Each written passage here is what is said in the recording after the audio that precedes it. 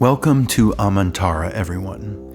In this video, we'll talk about the visual mind and how to receive certain information from your subconscious mind. The visual mind is an aspect of your imagination. And with your visual mind, you can create any image that you want. The visual mind is not the spirit realm, but the visual mind is the bridge to the spirit realm. There are two main aspects of the visual mind.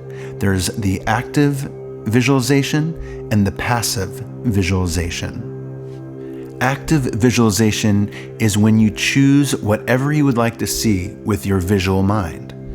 Passive visualization is when you simply observe the visual mind and an image just plays out. So, for example, you can visualize a religious figure or an ancestor. Once you establish that image, ask it a question or interact with it, and then passively, that image will talk to you.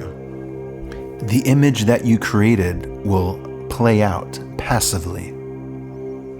We can use this philosophy of active and passive visualization in order to talk to Tara. For example, you could visualize a temple with Tara right in front of you. You could ask Tara, "What do I need for my happiness?" Passively, she will begin to tell you. She will begin to talk to you and possibly even show you things visually. If you need to find healing and happiness, you can simply just visualize Tara, ask her what you need to be happy and fully healed, and passively wait for the answer and interact with her. There is also a balance between active and passive visualization. You may go back and forth to actively speaking to her and passively listening for information. Active and passive visualization exercises work significantly better when you are closing your eyes, sitting up, or laying down.